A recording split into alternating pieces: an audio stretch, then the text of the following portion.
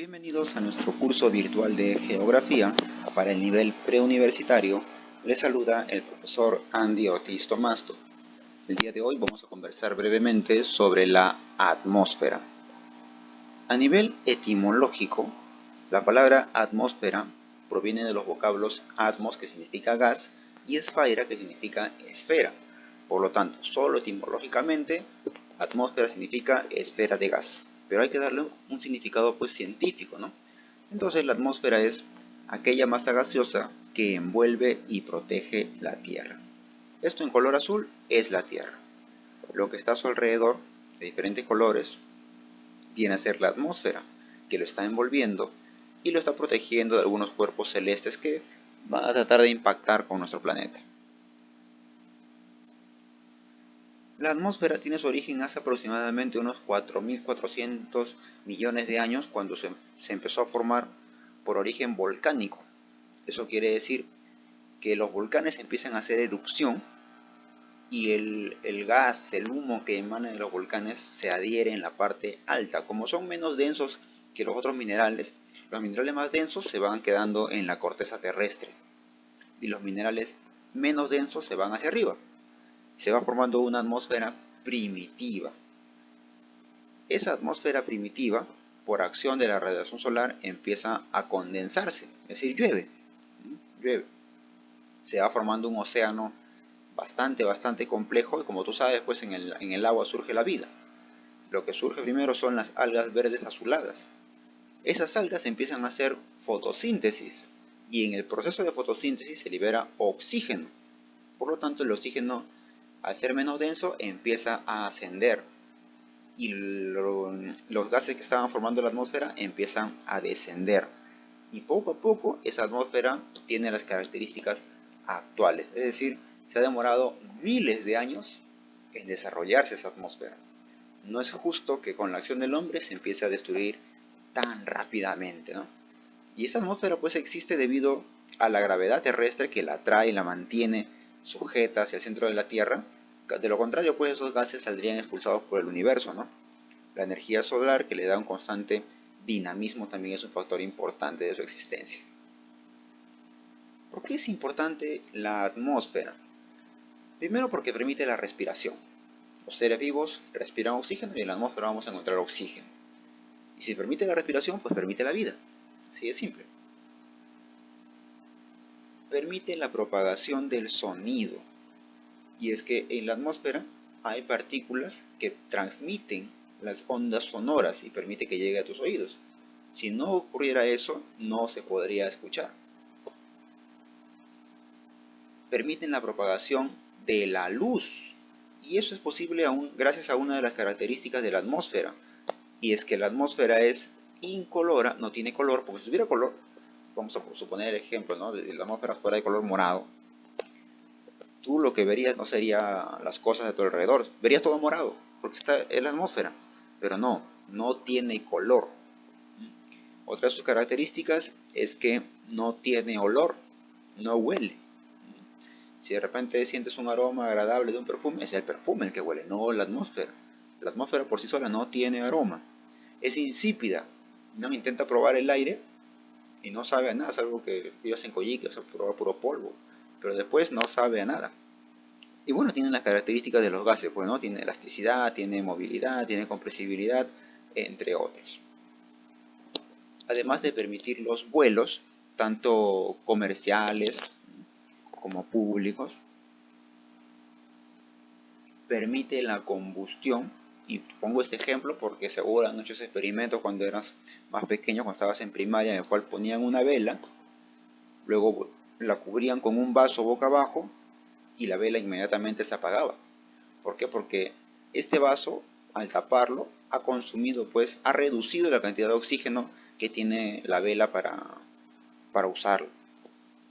Porque el fuego, para que se mantenga vivo, requiere oxígeno. Y solamente va a tener el oxígeno que se encuentra en el vaso. Y se va a acabar muy rápido. Por eso es que la vela se apaga. Además de regular la temperatura con el llamado efecto invernadero. El efecto invernadero es un fenómeno geográfico natural. Es bueno, le sirve al ser humano porque de lo contrario nos moriríamos de frío. El efecto invernadero permite la temperatura ideal para la vida, que es 15 grados en promedio en el planeta Tierra. Un poco más o un poco menos simplemente nos mataría. Funciona de la siguiente manera, mira. La atmósfera, que es esta de acá, contiene determinados gases, llamados gases de efecto invernadero, que por una parte impiden que entre la totalidad de los rayos solares, solo entra una parte. Y algunos rayos solares se refractan y se reflejan y se pierden en el universo. Los rayos solares que han entrado ya entran con menor fuerza, calientan la Tierra, pero se refractan e intentan salir también al universo. Lo que hace la atmósfera es permitir la salida de solo algunos gases y el resto se mantiene rebotando así. Es decir, se mantiene la radiación solar acá. Solo un poco ha salido a través de la atmósfera, pero lo mantiene acá. Eso permite una temperatura agradable y posible para la vida, ¿no? Además de proteger la Tierra, porque en el universo hay muchos cometas, asteroides que salen de su órbita y van a impactar con nuestro planeta. Pero para eso está la atmósfera, que lo va desintegrando a medida que el objeto extraño va ingresando al planeta. Lo va desintegrando y cuando llega a caer, pues llega bastante reducido de tamaño, con menor fuerza. Y felizmente cae en el océano, en la Siberia, en los desiertos, algunas veces en ciudades, ¿no? Pero muy escaso. ¿De qué está compuesta la atmósfera? Si bien es cierto, la atmósfera contiene abundante oxígeno, no es el elemento que se encuentra en mayor proporción, sino el nitrógeno. Está compuesto principalmente en un 78% de nitrógeno, un 21% de oxígeno y el resto, que viene a ser un 1%, de otros gases como el argón, neón, helio, criptón, CO2, ozono, incluso agua, pero en estado gaseoso. Y hay que tener en cuenta que la composición de la atmósfera varía. Por ejemplo, el espesor de la atmósfera es mayor en el ecuador y es menor en los polos. Su estructura es la siguiente. Mira, acá abajo, la parte de abajo, se encuentra la Tierra. Y a mayor altitud va cambiando las capas de la atmósfera. Tenemos, por ejemplo, que a nivel altitudinal, la primera capa, la que está más cerca a nosotros, se le llama troposfera. Aquí se presenta un fenómeno llamado gradiente vertical térmica, en el cual la temperatura va descendiendo 6,5 grados por cada kilómetro que uno va subiendo, ¿no? Por ejemplo, si ha subido 1 kilómetro, la temperatura ha descendido 6,5 grados. Otro kilómetro, la temperatura ha descendido otros 6,5 grados. Y así. Aquí es donde ocurren los fenómenos meteorológicos, como por ejemplo las lluvias, los rayos, los truenos. Es por eso que a esto se le llama la capa del sonido. Es la capa de mayor densidad, concentra aproximadamente el 80% de todos los gases y aquí se va a encontrar agua en sus tres estados: sólido, líquido y gaseoso. Su límite, que se encuentra acá, aproximadamente entre los 12 y 18 kilómetros de altitud, recuerda que varía en el ecuador y en los polos, se le llama tropopausa. Luego de la tropopausa comienza la zona llamada estratosfera. Aquí ocurre un ligero aumento de la temperatura, no tanto, y es que los rayos solares van a empezar a filtrarse. Como tú puedes ver, es importante esta capa porque aquí en color verde se encuentra la capa de ozono. Aquí existe alta concentración de ozono, también se le llama esto ozonosfera. Más o menos entre los 24 y 30 kilómetros de altitud, aquí se encuentra el ozono. ¿Y cuál es la función de la capa de ozono? Filtrar los rayos ultravioletas para evitar la radiación. A pesar de eso, pues, con la fuerza de los rayos solares, se está produciendo la ruptura de la atmósfera, sumado al hecho de los gases contaminantes que emite el hombre. Más o menos hacia los 35-50 kilómetros de altitud se encuentra su límite, al cual se le llama estratopausa. Luego de la estratopausa viene la mesósfera. Meso significa en el medio, mesósfera. Acá se da el mayor descenso de la temperatura, llegando incluso a los menos 95 grados, menos 110 grados. O sea, sumamente frío, ¿no? En esta zona se desintegran los meteoroides que van ingresando al planeta y por lo tanto se van a ver un tipo de estrellas fugaces. Pero en realidad son los meteoritos que están intentando entrar, ¿no? Se van a ver algunos rayos cósmicos y se dan procesos de ionizaciones. Acá, en ese proceso de ionización, se le da el color azul al cielo porque se va absorbiendo la radiación. Su límite es la mesopausa. Hacia arriba continúa la termósfera. Significa pues termocalor, ¿no? Es la capa de mayor temperatura, llegando a unos 1500 grados de temperatura. Y se encuentra hasta una altitud más o menos de 500, incluso 1000 kilómetros de altitud. Acá se van a encontrar las llamadas capas de Kennedy y de Appleton que permiten la comunicación. La capa de Kennedy permite la transmisión por radio y la capa de Appleton permite la transmisión por televisión. Esta es la última capa de la atmósfera porque la que sigue ya forma parte del universo. Acá se desintegran la mayor cantidad de meteoros.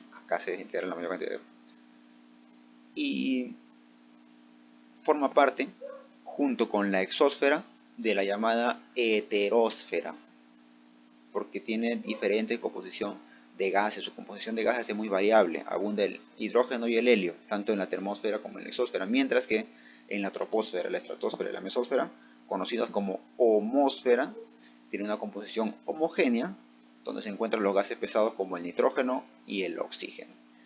Y bueno, pues por último, la exósfera, como ya te había comentado, no pertenece a la Tierra, ya forma parte del universo. Acá se encuentra la magnetosfera, que se encarga de proteger de los rayos cósmicos, y el cinturón de Van Allen, que protege a la Tierra de cuerpos extraños, ¿no? Bueno, lamentablemente se está dando la contaminación de la atmósfera por acción del hombre, es decir, la acción erosiva, transformativa, que tiene este agente geográfico llamado ser humano, está perjudicando la atmósfera, con la emisión, por ejemplo, de dióxido de carbono, CO2, que produce el calentamiento global, y lo comparamos con el efecto invernadero. El efecto invernadero es un efecto natural, un fenómeno geográfico normal y bueno para la Tierra, en el cual se mantiene la temperatura estable, ¿no?, apropiada para vivir, pero el calentamiento global es el aumento, es la alteración del efecto invernadero, con lo cual el planeta tiene un calor por encima de lo normal, y que si sigue subiendo puede terminar con los ecosistemas, y con eso se puede extinguir muchas, pero muchas especies, ¿no? El dióxido de azufre, el SO2, encargado de la lluvia ácida, cuando el dióxido de azufre se adhiere a las nubes, estas nubes empiezan a condensarse y prácticamente va a malograr todo lo que está a su alrededor, porque es decir, las nubes se aprovechan para la agricultura, pero estas nubes están cargadas de azufre. Esa agricultura ya no es apta para el consumo humano, tampoco para los animales. Si los animales que comen esas plantas no van a ser aptos para el consumo humano, entonces también perjudica las actividades económicas. El monóxido de carbono, o CO, que produce gran variedad de enfermedades respiratorias como la tos, el asma, y más ahora, ¿no?, que estamos en época de pandemia. Y finalmente los clorofluorcarbonados, o gases conocidos como C por el cloro, F por el flúor y C por el carbono, CFC, que son culpables de la destrucción de la capa de ozono. Este era el agujero de la capa de ozono, mira.